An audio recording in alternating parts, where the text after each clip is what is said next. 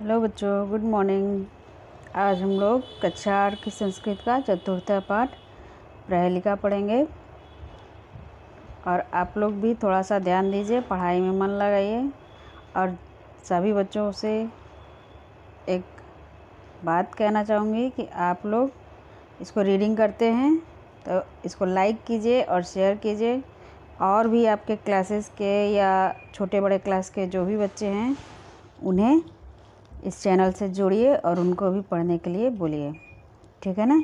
तो हम लोग आगे बढ़ते हैं। चतुर्थ पाठ प्रहेलिका, यानी प्रहेलिका मीन्स होता है पहेलियाँ। तो पहेलियाँ देखिए,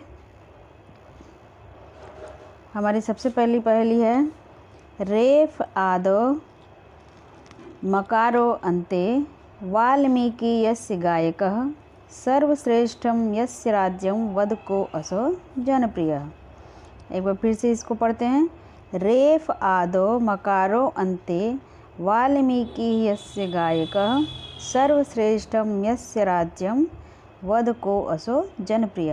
अर्थात इस पहेली का अर्थ है कि रेफ आदो यानी रकार जिसके आदि मीन्स होता है शुरुआत, कि जिस नाम की शुरुआत का पहला अक्षर रेफ है यानी र है, और मकारो अन्ते यानी जिस नाम के अंत में मकार यानी कि म है, जिसका पहला अक्षर र और आखिरी अक्षर म है। वाल्मीकि यस्य गायकः, और जिसके गुणगान करने वाले वाल्मीकि जी हैं।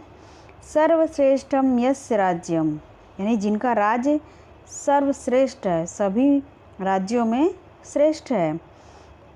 वद को असो जनप्रिय, बतलाओ कि वह कौन ऐसा व्यक्ति है जो जनप्रिय है, यानी जनता का अपने बहुत ज़्यादा प्रिय है।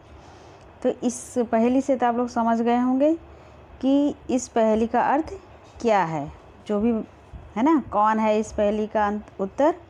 तो ये हैं श्री राम, ठीक है ना। अगला पहेली हम लोग पढ़ते हैं। मेघ श्यामो अस्मि न कृष्णो महाकायो न पर्वतः बलिष्ठो अस्मि न भीमोऽस्मि को अहम नासिकाकरः। इस पहेली का अर्थ है कि मेघ श्यामो अस्मि यानी मेघ की तरह काला हूँ, न कृष्णो यानी लेकिन कृष्ण नहीं हूँ। मेघ की तरह काला हूँ लेकिन कृष्ण नहीं हूँ। महाकायो न पर्वतः यानी महान काया है मेरी, बहुत बड़ी शरीर है मेरी, लेकिन पर्वतः यानी पर्वत नहीं हूँ। बड़ी शरीर वाला हूँ लेकिन पर्वत नहीं हूँ। बलिष्ठो अस्मि न भीमोऽस्मि, बलवान तो बहुत हूँ, बहुत ज़्यादा बलशाली हूँ, लेकिन भीम भी नहीं हूँ। को अहम नासिकाकरः, और मेरी जो नाक है, नासिका मेरे कर मीन्स होता है हाथ, नासिकाकरः यानी नाक जो है मेरी वो हाथ का सारा काम करती है। आप बताओ मैं कौन हूँ? तो इससे भी आप लोगों को समझ में आ गया होगा कि ये पहेली क्या कह रही है। इसका आंसर होगा गजह। गजह में हाथी, इसका आंसर होगा हाथी। अगला पहेली है। चक्री त्रिशूली न हरो न विष्णु महान बलिष्ठो न च भीमसेनः स्वच्छंदगामी न च नारदो अपि सीता वियोगी न च रामचंद्र। चक्री त्रिशूली, ये पहेली कह रही है कि जिसके पास चक्र और त्रिशूल का चिन्ह है, चक्र और त्रिशूल का चिन्ह है, लेकिन न हरो न विष्णु, न तो हरि है, न श्री कृष्ण है और न ही विष्णु जी हैं। महान बलिष्ठो, बहुत ज़्यादा बलवान है। न च भीमसेनम, लेकिन भीमसेन नहीं है, भीम नहीं है। स्वच्छंदगामी न च नारदो अपि, स्वच्छंद मीन्स अपनी इच्छा से कहीं भी आने जाने वाला है, अपनी इच्छा से आने जाने वाला है, लेकिन न च नारदो अपि, लेकिन नारद भी नहीं है। सीता वियोगी न च रामचंद्र, सीता वियोगी, सीता कहा जाता है हल को सीता भी कहा जाता है। तो सीता वियोगी है यानी हल वियोगी है, लेकिन लेकिन ये कह रहा है कि मैं रामचंद्र भी नहीं हूँ। यानी चक्र त्रिशूल का चिन्ह है, लेकिन न हरि हूँ न विष्णु हूँ। महान बलवान हूँ लेकिन भीम नहीं हूँ। स्वच्छंदगामी हूँ, अपनी इच्छा से कहीं भी आने जाने वाला हूँ लेकिन नारद नहीं हूँ। सीता वियोगी हूँ लेकिन रामचंद्र नहीं हूँ। अर्थात अब बताओ कि मैं कौन हूँ। इस पहेली का अर्थ है बैल। बैल जो है उसी के लिए बारे में बताया गया है कि बलवान भी होता है, स्वच्छंदगामी होता है और चक्री त्रिशूली भी होता है और सीता वियोगी भी है। ठीक ना। और बैल को हम लोग क्या कहते हैं? वृषभ। ठीक ना। वृषभ मीन्स होता है बैल, तो इसका आंसर होगा वृषभ। अब देखो अगली पहेली कह रही है दंतैर्हीनः शिलाभक्षी निर्जीवो बहुभाषकः गुणस्यूति समृद्धो अपि परपादेन गच्छति। देखो कितना अच्छा पहेली है। दंतैर्हीनः शिलाभक्षी, ये एक वस्तु है जिसकी विशेषता बतलाई जा रही है कि दंतैर्हीनः यानी बिना दांत का है। शिलाभक्षी बिना दांत का है लेकिन पत्थर को खाने वाला है। पत्थर को कैसे खा लेगा जब दांत नहीं है तो। लेकिन ये इसकी क्वालिटी है कि बिना दांत का है, लेकिन शिला मीन्स होता है पत्थर, तो पत्थर को भक्ष करने वाला है, खाने वाला है। निर्जीवो बहुभाषकः, निर्जीव है लेकिन बहुभाषक यानी बहुत ज़्यादा बोलने वाला है। निर्जीव है लेकिन बोलता बहुत ज़्यादा है। गुणस्यूति समृद्धो अपि, यानी धागे से इसको जोड़ा गया है, धागे के से ही इसकी समृद्ध किया गया, इसको बनाया गया है। अब पर पादेन गच्छति, और दूसरे के पैरों के से ही ये चलता है, अपने पैरों से नहीं चलता है, दूसरे के पैरों से चलता है। पर पादेन, पर माने होता है दूसरे, और पादेन मीन्स पैर, तो दूसरे के पैरों से चलने वाला है। अब बताओ कौन है ये? बिना दांत का है लेकिन पत्थर खाने वाला है, निर्जीव है लेकिन बहुत ज़्यादा बोलता है, धागे से इसका क्या है?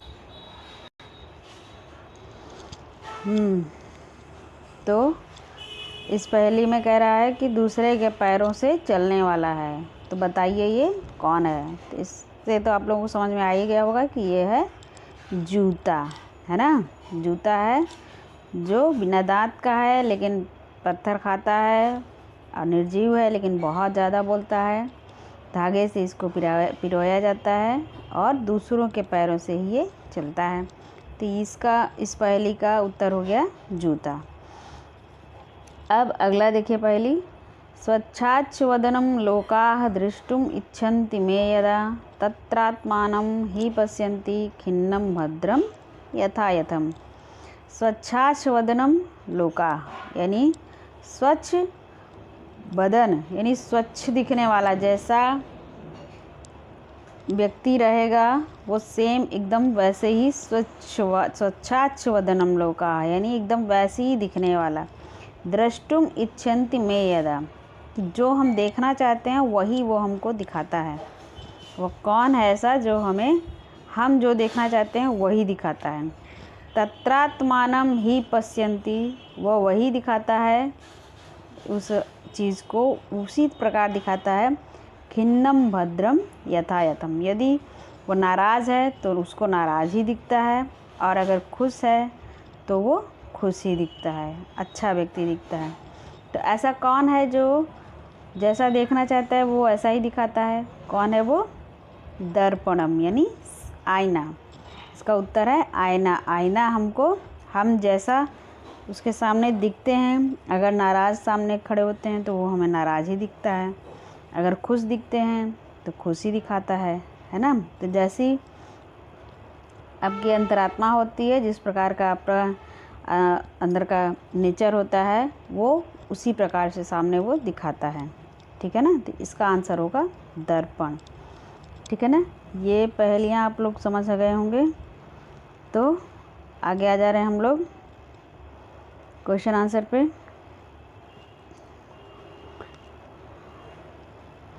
क्वेश्चन आंसर है मौखिक। पहला प्रश्न है, इन शब्दों का उच्चारण करना है। निम्नलिखितानां पदानां उच्चारणं कुरुत इनका उच्चारण करना है। तो आप लोग मेरे साथ इसको पढ़िए, उच्चारण कीजिए। मकारो अन्ते को असौ बलिष्ठो अस्मि भीमो अस्मि दन्तैर्हीनः गुणस्यूति समृद्धः स्वच्छाच्छवदनं द्रष्टुमिच्छन्ति स्वच्छन्दगामी नारदो अपि। ठीक है। दूसरा है क्वेश्चन, मातृभाषायाम एकाम प्रहेलिकां वदत। अपनी मातृभाषा में एक पहेली बताइए। तो ये काम आपका है, आप लोग अपनी हिंदी में, आपकी मातृभाषा है तो उस हिंदी में आपको कोई एक पहेली क्लास में बतानी है। निम्नलिखितानां पदानां द्विवचनं वदत। निम्न शब्दों के द्विवचन बताइए। द्विवचन, इच्छति का इच्छतः, पश्यति का पश्यतः, वदसि का वदथ, आगच्छामि का होगा आगच्छावः, गच्छति का गच्छतः, भवति का भवतः। तो आप फिर से सुन लीजिए इसका द्विवचन। इच्छति का हो जाएगा इच्छतः, पश्यति पश्यतः, वदसि वदथ वदथः, आगच्छामि आगच्छावः, गच्छति गच्छतः, भवति भवतः। ठीक है ना। अब आ जाते हैं हम लोग लिखित में। तो इसका पहला प्रश्न है, ये कह रहा है अधोलिखितानां प्रश्नानां उत्तरम एक पदेन लिखत, यानी एक शब्द में इसका उत्तर देना है। ठीक है ना। एक पद में यानी एक शब्द में इसका उत्तर देना है। तो कह पशु नासिकयात शाखाम त्रोटयति। ये पूछ रहा है क्वेश्चन कि कह पशु, कौन सा पशु है जो नासिका से शाखा को तोड़ देता है, यानी शाखाओं को तोड़ने वाला कौन सा पशु है जो नासिका से तोड़ता है। तो इसका आंसर होगा गजः। इसका आंसर लिखना होगा गजः। फिर है दूसरा क्वेश्चन, जनाः कस्मिन् स्वमुखं पश्यन्ति। लोग अपना मुख किसमें देखते हैं। तो किसमें देखते हैं, दर्पण। इसका आंसर होगा दर्पणम। ग है जनाः पादयोः किं धारयन्ति। लोग पैरों में क्या धारण करते हैं। तो क्या पहनते हैं पैरों में, जूते चप्पल, है ना। तो इसका आंसर होगा उपानः। क्या होगा इसका आंसर, उपानः। फिर घ नंबर, भीमसेनः कीदृशः आसीत्। भीमसेनः कीदृशः आसीत्, यानी भीम कैसे थे। तो कैसे थे, बलिष्ठः आसीत्, यानी बहुत ज़्यादा बलवान थे। तो इसका आंसर होगा बलिष्ठः। अंगा है कह महाकायः अत्र वर्णितः। यहाँ पर इसका इस प्रश्न का पूछ रहा है कि कह महाकाय, यानी कौन है जो बहुत बड़ी काया वाला है। यहाँ पे इस पहेली में किसको बतलाया गया है कि बहुत बड़ी काया वाला है, बहुत बड़ा शरीर वाला है। तो इसका आंसर होगा पर्वतः। पर्वत को यहाँ महाकाया कहा गया है, तो यहाँ पर्वतः हो जाएगा। च में क्वेश्चन है कह जनप्रिय, कौन जनता का बहुत ज़्यादा प्रिय है। तो यहाँ आंसर होगा राम। राम है जो जनता के बहुत ज़्यादा प्रिय हैं, है ना।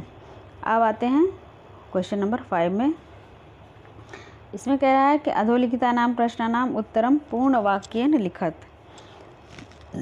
निम्न प्रश्नों के उत्तर हमें पूर्ण वाक्य में देने हैं, यानी पूरा वाक्य, एक वाक्य में इसका आंसर देना है। तो क है कस्य राज्यम सर्वश्रेष्ठम, किसका राज्य सर्वश्रेष्ठ है। तो इसका आंसर होगा रामस्य राज्यम सर्वश्रेष्ठम। इसका आंसर होगा रामस्य राज्यम सर्वश्रेष्ठम। ख में पूछ रहा है श्री रामचंद्रस्य पत्नी का आसीत।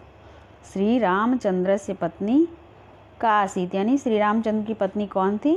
तो पत्नी का नाम मालूम ही आप लोगों को, सीता नाम था। तो यहाँ हो जाएगा श्री रामचंद्रस्य पत्नी सीता आसीत। श्री राम की पत्नी सीता थी। ग देखिए गजात भिन्नः क मेघवत श्यामः अस्ति।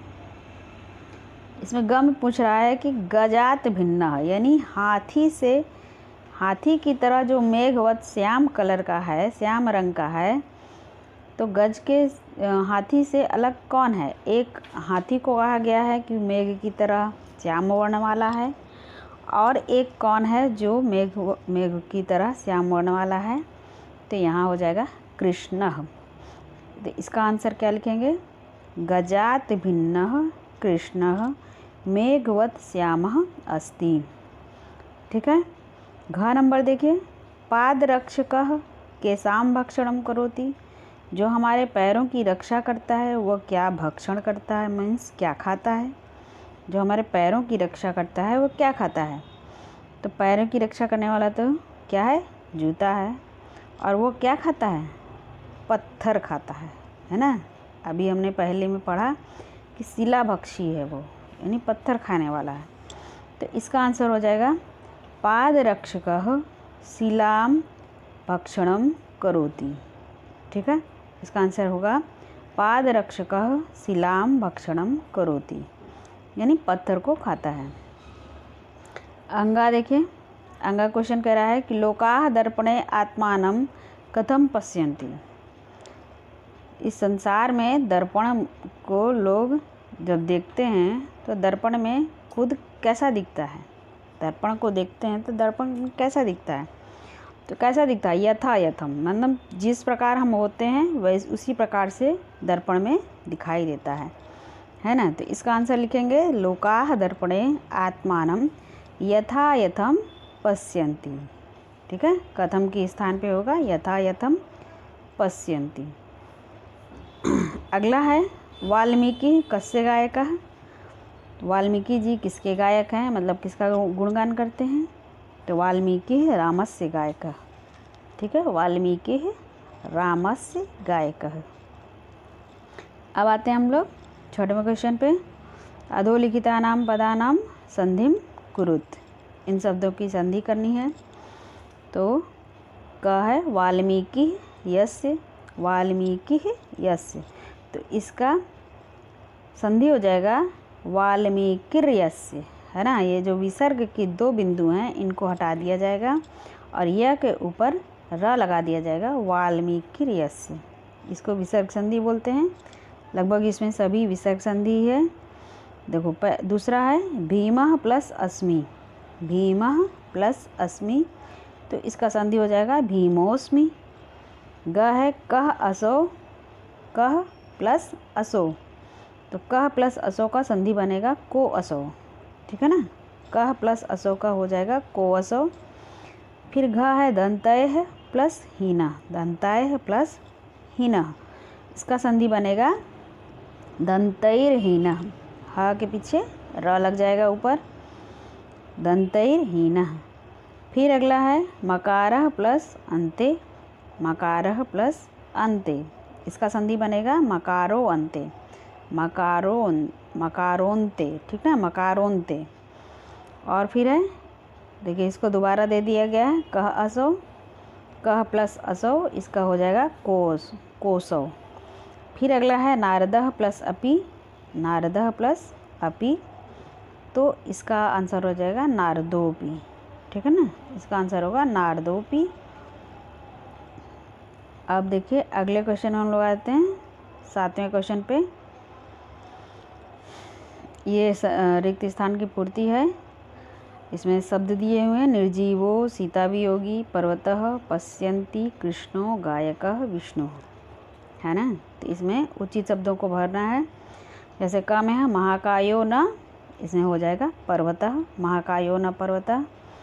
ख में है दंतैर्हीनः शिलाभक्षी, इसमें क्या भरना है, इसमें भरना है निर्जीवो, ख में हो जाएगा निर्जीवो, दंतैर्हीनः शिलाभक्षी निर्जीवो बहुभाषक, है ना।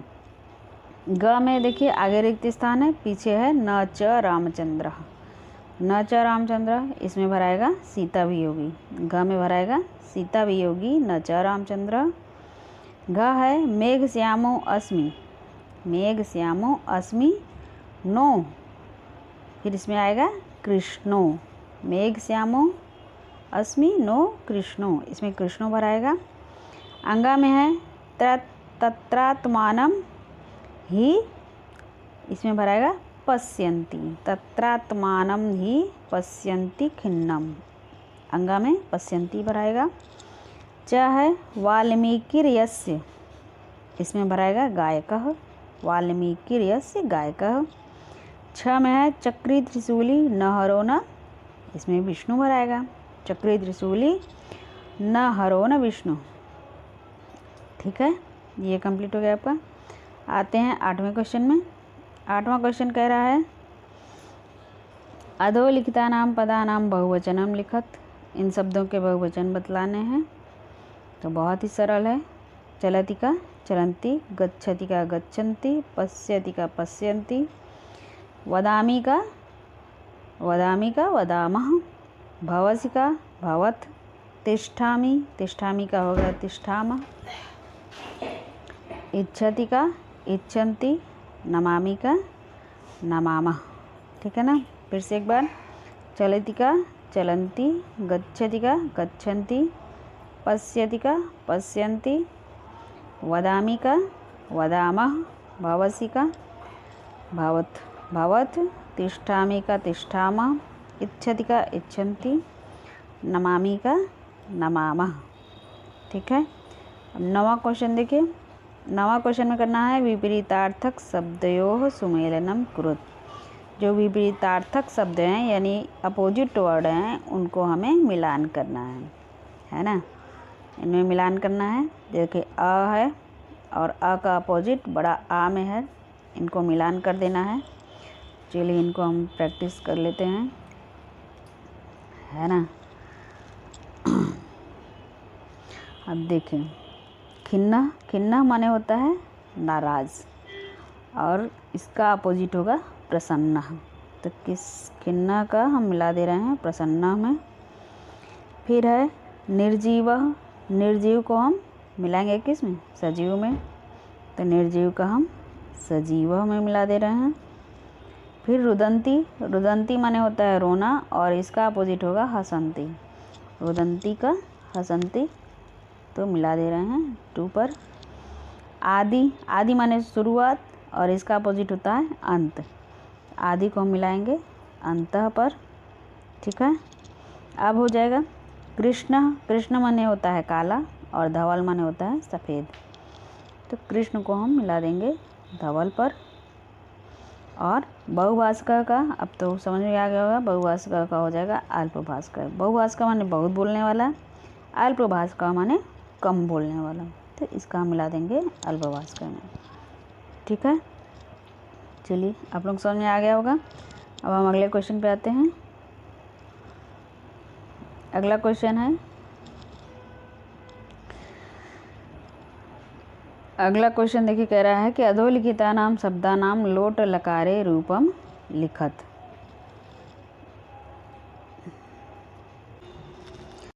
हाँ देखिए 10वां है अधोलिखितानां शब्दानां लोट लकारे रूपम लिखत। यानी ये लट लकार में शब्द दिए हुए हैं और इनको लोट लकार में बनाना है। तो जैसे पठति लट लकार का है और इसको लोट लकार में बनाया गया है पठतु। ठीक है।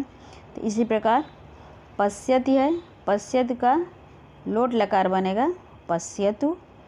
गच्छतः का लोट लकार बनेगा गच्छताम। फिर से सुन लीजिए, गच्छतः का बनेगा गच्छताम। वदति का वदतु, वदति का लोट लकार बनेगा वदतु। भवंती शब्द है, भवंती का लोट लकार बनेगा भवन्तु। फिर है तिष्ठति का लोट लकार हो जाएगा तिष्ठतु। अब देखिए अस्ति का लोट लकार होगा संतु। ठीक है। अस्ति का लोट लकार होगा संतु। फिर है ददाती का लोट लकार बनेगा ददातु। फिर हंससी का लोट लकार बनेगा हंससी है मध्यम पुरुष एक वचन का, तो हम मध्यम पुरुष एक वचन लोट लकार में ही जाएंगे तो उसका बनेगा हंस। ठीक है। इसको बना लीजिए आप लोग। क्वेश्चन नंबर 11 तो आप लोग छोड़ ही दीजिए क्योंकि इसमें कुछ खास नहीं है, इसको बनाना इम्पोर्टेंट नहीं है। ठीक है ना। तो इसको छोड़ दीजिए। तो ठीक है, ये पार्ट हम लोग का कंप्लीट होता है और आप लोग इसको मन लगाकर पढ़िए और भी आपके आसपास जो बच्चे हैं उनको भी प्रेरित करिए पढ़ने के लिए कि अपना पाठ रिवीजन करते रहें, क्योंकि एग्ज़ाम बहुत नज़दीक है। रिवीजन करते रहेंगे तो कहीं भी एग्ज़ाम में कोई कठिनाई नहीं होगी। ठीक है, तो फिर बाय बच्चों।